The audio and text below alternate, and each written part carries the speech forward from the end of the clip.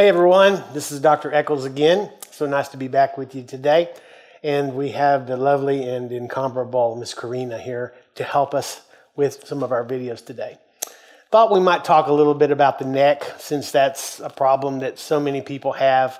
I get this, a lot in my clinic. A lot of people have neck problems either from, either old injuries like automobile accidents, or they fell off their horse, or a lot of times it's sports injuries. Sometimes it's just sitting at the computer too long that they have, neck problems. So a lot of times people will get neck problems and it'll radiate down into the shoulder, or if it gets even worse, it can radiate all the way down into the arm or even cause numbness and tingling in the hands. And that really needs to be evaluated by a competent professional to be able to discern whether the problem's coming from your neck. It could be an entrapment here in the shoulder. It could even be a problem in the elbow or in the wrist, such as carpal tunnel syndrome. And we've had a lot of patients who their neurologist thought they had carpal tunnel syndrome, and they did surgery on their wrist, and then there was no improvement at all. And then later on, we found out that the problem was actually in their neck all along. So it's a good idea to get that checked out pretty carefully before you have any kind of surgical situation going on. It's also important to find out whether there's a disc problem in the neck. And when I say disc, if you picture the spine, there's little vertebra, little bones in the spine, and between those vertebrae, between them, is like a little shock absorber. We call it a disc. And in that disc, it's like a jelly donut. There's a hard kind of ring around the outside, but on the inside, there's this juicy jelly kind of stuff. It's called the nucleus pulposus. And sometimes, due to stress or accident or injury, that hard outer ring can kind of break open, kind of like you took a bite out of the donut, and that jelly's going to push out of the backside. And when that happens, it can impinge or hit on one of the nerves that come out of the neck. And when that happens, you're going to be in a lot of pain. I've had herniated discs in my neck from my old paragliding years that I used to jump off mountains and do crazy things like that. And I know how bad it hurts. It's not fun at all. And when that happens, they'll normally get the problem in the shoulder. As a matter of fact, 10 minutes ago, I was working on a guy who was complaining of problems in his shoulder, but really the problem was up in his neck area. And it's normal to think that that the problem is in the shoulder because that's where it hurts. I mean, it hurts right there, but that doesn't necessarily mean that that's where the problem is. Many of you have heard me say it before. You step on a dog's tail, it's the other end that barks. So you can't always tell by where the pain is if that's where the problem is. So I'll just run you through a couple of things that I do to help differentiate between maybe a shoulder problem and a neck problem. And Corrina confessed to me the other day that she had been having a few neck issues, so maybe we'll get lucky and something will turn up. So we'll get you to lay down on the table and just check things out. Very good. Before we get started, you said that was kind of bothering you the other day. Did you have any kind of accident, or did it just wake up that way? No, I just kind of woke up that way, I guess. Okay.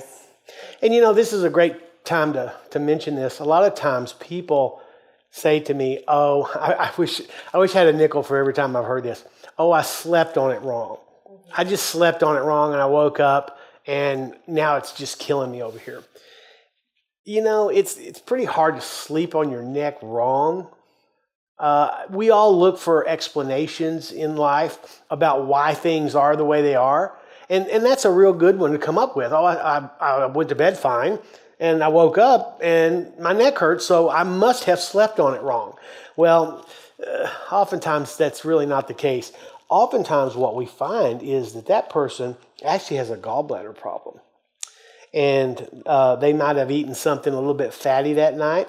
There's a nerve that runs, this is the gallbladder, it's right under the right side here. There's a nerve called the phrenic nerve. It runs right up through the spine and it goes up here into the neck, and it also in this right side. So people will get neck pain and they'll get pain right back in here in this part of the shoulder and in their neck. And that's often a gallbladder issue. And if you ever have any doubts about whether that is, you could just reach kind of underneath and push on that gallbladder. And if it's tender right there, you know that, may be having a gallbladder problem. If you're not sure, touch on the other side and push under there. One, you'll say, oh, that doesn't hurt at all. And this one, oh, that's pretty tender. In that case, we probably need to get some supplements to help clean out that gallbladder. Don't run to your doctor and have him take it out. That's a big mistake. You'll end up getting osteoporosis and all other kinds of problems as a result of that. So just get that cleaned out. There's some great products out on the market today that help with gallbladders and getting that bile flowing freely. It'll also really help your digestion. If you know somebody who burps all the time, they're always burping, that's usually a gallbladder problem as well. But this video is not about gallbladders, it's about necks, but I did want you to know that oftentimes neck problems can be caused by a gallbladder problem. So let's do a few muscle tests. When we do muscle tests, they're really wonderful tools for helping us locate the problem. You know, the problem is not the muscle itself being weak, although that can be a problem, but they're really there just to guide us to where the problem is. And I'll show you what we mean. So first thing I'm going to have you do, Ms. Corrina, this is testing the posterior deltoid. And it doesn't matter about the names of these. I'm just kind of throwing them out there in case you're interested, but it doesn't really matter. But push back like that real hard for me. And that muscle locks in, it's pretty strong. Now on this one, this is testing the tricep. I want you to push down this way for me, push down. And that is real strong too. And the first muscle that we tested, this one, posterior deltoid, corresponds to the 5th cervical vertebra right here in the neck. Okay? C6 nerve root. Now here, when she pushed down, we tested the tricep muscle, which is right here in the back of the arm, and that corresponds to the C7 nerve root. Both of hers are fine. The C8 nerve root we test by the fingers. I want you to push out for me real hard with your fingers, and that tests pretty good. Oftentimes, if this is weak, she won't be able to hold a finger. It'll just be flopping around in the breeze like that. So those check pretty good. Now let's go ahead and check, and I'll see if I can do it on this side of the table. This side, I'm going to have you push up for me. And that one works really good. And then push down here, and that one tests good. And then open and push down. Out. Okay. So in this case, we know that it's not a cervical disc problem. The guy that I treated just before this, it was. So I want to show you what that would look like if it was a cervical problem. So let's just use this, and let's just say that when I pushed this arm, it was weak. It was very weak, and boom, it goes weak like this. What I would then have the patient do, this is a great way to discern whether, which way the disc is herniated, which way it needs to be adjusted, and that kind of thing. You would turn your head this way, all the way, and then you would lean it backwards for me. Then we would retest the muscle. And this time when we test it, it's really strong. So that means that turning her head in that position has moved that nerve off of the, moved that disc off of the nerve root, and we know that that's the position we need to be adjusted in. So we would come around to this side of the table here, and since it is the C5 nerve root, we would just gently make a little adjustment right there. And felt so good, yeah. And it normally is a really big relief. I mean, if you've got somebody stepping on your toe and they get off your toe, it's usually a pretty big relief. So it's the same thing with this. I mean, if you've got a nerve that's really being irritated in there and you can move that nerve off of the disc, it's usually a big relief, and the people are usually big fans once that happens. But these disc problems are significant because this is what people go to have surgery for. And this kind of treatment, I think, should always be considered as a primary option. Who wants to have their neck cut open? And what the results you get are the results you're kind of stuck with. So I think this is always a good conservative method for handling these kind of problems. Sometimes these discs will stay in place with just a few adjustments. Other times they're chronic. They've been there a long time, and it's going to take a little bit of work and time and patience, as it did with me to get my neck corrected. It took me about a year. I had 3 herniated discs in my neck, and it was very painful. And I have to admit there was times where I, even contemplated having surgery, but that would have been pretty hard for me to take off my practice for months at a time and do all this. So I just elected just to kind of stick it out, and I'm really glad I did because now, I'm doing fine with that. So anyway, that kind of shows how we go about doing that. I'm